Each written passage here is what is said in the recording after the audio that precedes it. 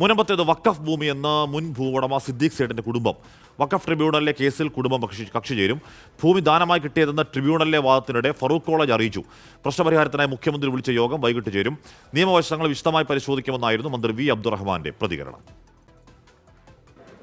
ഈ കാര്യങ്ങളുടെ നിയമവശം എന്ന് പരിശോധിക്കപ്പെടുക സർക്കാരിൻ്റെ ഭാഗത്തുനിന്നല്ല. നിലവിൽ അതിൽ ധാരാളം നിയമപ്രശ്നങ്ങളുണ്ട് എന്ന് ബഹുമാനപ്പെട്ട നിയമവകുപ്പ് മന്ത്രി തന്നെ നിങ്ങളെ അറിയിച്ചതാണ്. അപ്പോൾ ഏത് രീതിയിലാണ് അവിടെയുള്ള താമസക്കാരെ സംരക്ഷിക്കാൻ കഴിയുക എന്നുള്ളതാണ് നമ്മൾ ശ്രമിക്കുന്നത്. മറ്റൊരു കാര്യം, ഇതിൽ ഫറൂഖ് കോളേജും അതിൻ്റെ ഭരണസമിതിയുമാണ് ഇതിലെ ഏറ്റവും വലിയ കുറ്റക്കാർ. നിലവിൽ അവർ ചതിയിൽപ്പെട്ടിരിക്കുകയാണ്. അപ്പോൾ അവരെങ്ങനെ രക്ഷപ്പെടുത്താൻ കഴിയുമെന്നാണ് ഇപ്പോൾ നമ്മൾ പരിശോധിക്കുന്നത്. അതിൻ്റെ നിയമവശങ്ങൾ പരിശോധിച്ച് മിഥില ബാലനും ഷഫീദ് റാവുത്തറും ചെയ്യുന്നുണ്ട്. മിഥില, ഇതെന്തുകൊണ്ടാണ് ഈ ഘട്ടത്തിൽ സിദ്ദീഖ് സേഠിൻ്റെ കുടുംബം രംഗത്ത് വരുന്നത്?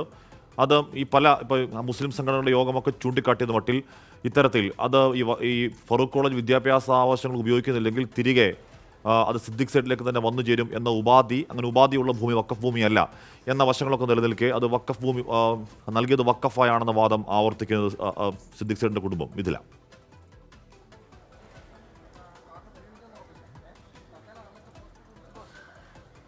ആഷ്മി, ഇതുമായി ബന്ധപ്പെട്ട ഏറ്റവും പുതിയ വാർത്ത എന്നത് ഈ കേസ് പരിഗണിക്കുന്നത് ട്രൈബ്യൂണൽ അടുത്ത മാസം 6 മാറ്റിയിരിക്കുന്നു എന്നത് തന്നെയാണ്. ഈ കേസിൽ കക്ഷി ചേരാനാണ് നേരത്തെ സൂചിപ്പിച്ചതുപോലെ തന്നെ ഫറൂഖ് കോളേജിന് ഭൂമി നൽകിയ സിദ്ദീഖ് സേഠിൻ്റെ കുടുംബം ഇവിടെ ഈ ട്രൈബ്യൂണലിൽ എത്തിയത്. 1950 ഇത്തരത്തിൽ ഭൂമി നൽകിയിട്ടുണ്ടായിരുന്നത്. ഈ ഭൂമി വഖഫായി തന്നെയാണ് ഇവിടെ ഉന്നയിക്കാൻ വാദം. മിഥില ബാലന വാർത്തയുടെ വിവരങ്ങൾ നൽകിയത്. വഖഫ് ബോർഡ് 2019 ഫറൂഖ് കോളേജ് മാനേജ്മെന്റ് വിൽപ്പന നടത്തിയ മുനമ്പത്തെ ഭൂമി വഖഫ് ഭൂമിയാണെന്ന് വ്യക്തമാക്കി വഖഫ് രജിസ്റ്ററിൽ പേര് ചേർത്തിരുന്നു. സബ് രജിസ്ട്രാർ ഓഫീസിൽ ഇക്കാര്യം രേഖപ്പെടുത്തി ചെയ്തു. അത് ചൂണ്ടിക്കാട്ടിയാണ് ഫറൂഖ് കോളേജ് മാനേജ്മെന്റും വഖഫ് ട്രൈബ്യൂണലിനെ സമീപിച്ചത്. അതിൻ്റെ അപ്പീലായിരുന്നു. അപ്പീൽ വാദം കേൾക്കുകയായിരുന്നു. ആ വാദത്തിനിടയിലാണ് അത് കേസ് റിപ്പോർട്ട് ചെയ്യേണ്ടതില്ല, മാധ്യമങ്ങൾ റിപ്പോർട്ട് ചെയ്യേണ്ടതില്ല എന്നൊക്കെ അവിടെ വഖഫ് ട്രിബ്യൂണൽ പറയുന്നൊരു സാഹചര്യം, മാധ്യമങ്ങളെ വിലക്കുന്നൊരു സാഹചര്യമൊക്കെ ഉണ്ടായിരുന്നു.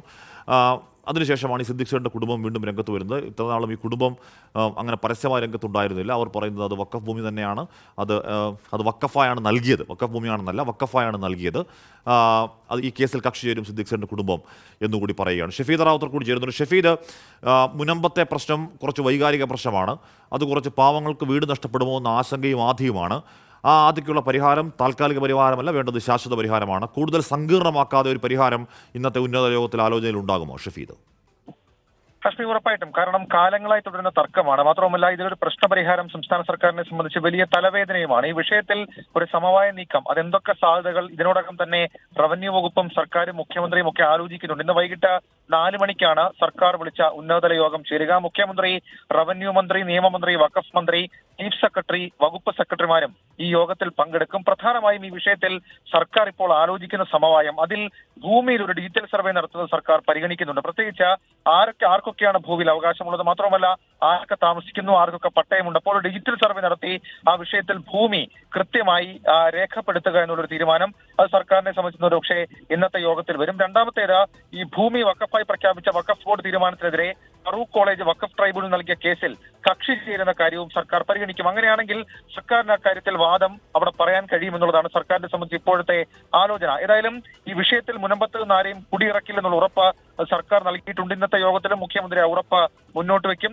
614 കുടുംബങ്ങൾക്കാണ് ഭൂമിയുടെ റവന്യൂ അവകാശങ്ങൾ നഷ്ടമായത്. ഈ വിഷയത്തിൽ കഴിഞ്ഞ ദിവസം വലിയ ചർച്ചകൾ നടന്നിരുന്നു. ഒരു വൈകാരിക പ്രശ്നമായതുകൊണ്ട് തന്നെ സർക്കാർ ഈ വിഷയത്തിൽ ഒരു സമവായം കണ്ടെത്തുക എല്ലാ സാധ്യതകളും പരിഗണിച്ചായിരിക്കും. പ്രത്യേകിച്ച് റവന്യൂ വകുപ്പ് കഴിഞ്ഞ ദിവസം ഇതുമായി ബന്ധപ്പെട്ടൊരു യോഗം ചേർന്നിരുന്നു. ആ യോഗത്തിലടക്കം സർവേ സാധ്യതകൾ ആലോചന കാര്യമായി ഉണ്ട്. അങ്ങനെയാണെങ്കിൽ സർവേ ആയിരിക്കും അന്തിമ തീരുമാനമായി, അല്ലെങ്കിൽ ഷഫീദ്, ഇപ്പോൾ നേരത്തെ ചേർന്ന പ്രതിപക്ഷം മാത്രമല്ല, നേരത്തെ ചേർന്ന മുസ്ലിം സംഘടനകളുടെ യോഗവും സമസ്തയും ലീഗ് അടക്കമുള്ളവർ ഇത് വഖഫ് ഭൂമിയല്ല എന്ന നിലപാട് സ്വീകരിച്ചിരുന്നു.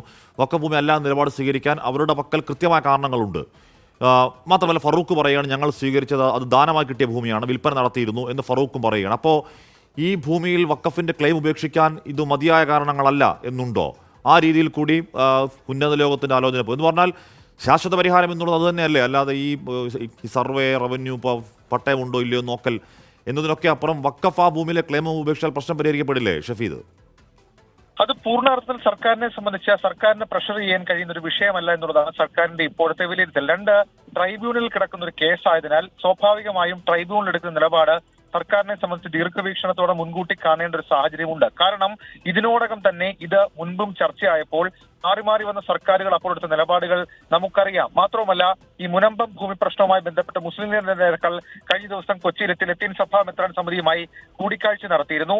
ഈ നീക്കത്തിലെ സമവായ നീക്കത്തിന് എല്ലാ വശത്തു നിന്നുള്ള ആലോചനകളും ശ്രമങ്ങളും ഒക്കെ നടക്കുമ്പോൾ സർക്കാരിനെ സംബന്ധിച്ച് ഒരു നിയമപ്രശ്നമായി കൂടി ഇത് മാറുന്നുണ്ട്. ആ നിയമപ്രശ്നത്തിൽ ക്ലെയിം ചെയ്യുക എന്നുള്ളത് മാത്രമാണ് സർക്കാരിനെ സംബന്ധിച്ച് ഇപ്പോൾ ചെയ്യാൻ കഴിയുന്ന കാര്യം. രണ്ടാമത്തേത് ഈ ഭൂമി കൃത്യമായി തരംതിരിക്കുക, അല്ലെങ്കിൽ ഭൂമി ഏത് രീതിയിലുള്ള സർവേ ഏത് രീതിയിലുള്ളതാണെന്ന് അറിയാൻ സർവേ അനിവാര്യമാണ്. അതായിരിക്കും സർക്കാരിനെ സംബന്ധിച്ച് ഇന്നത്തെ ഉന്നതതല യോഗത്തിൽ എടുക്കുന്ന വളരെ പ്രധാനപ്പെട്ട ഒരു തീരുമാനം. ഹാഷ്മി, ഓക്കെ, എന്തായാലും അതിൽ പ്രശ്നപരിഹാരം ഉണ്ടായാൽ മതിയാവുകയുള്ളൂ. കുറേ നാളായി കുറച്ച് പാവങ്ങൾ ആദ്യപ്പെട്ട് തീരുന്നു കഴിയുന്ന ഒരു സമരമുഖം നമ്മൾ കാണുന്നുണ്ട്. നമ്മൾ അവിടെ പോയതാണ്, ആ സമരത്തിന് പിന്തുണ പ്രഖ്യാപിച്ചതാണ്. പ്രശ്നപരിഹാരം ഉണ്ടാവട്ടെ. പ്രശ്നപരിഹാരം എന്ന് പറയുമ്പോൾ ശാശ്വതമല്ല, താൽക്കാലികമല്ല, ശാശ്വതമായ ഇനി ഒരു കാലത്തേക്കും അവർക്ക് ഏതെങ്കിലും തരത്തിൽ ഭീതി ഉണ്ടാവാത്ത തരത്തിലൊരു പ്രശ്നപരിഹാരം ഉണ്ടാവണം, ഉണ്ടായേ മതിയാവും.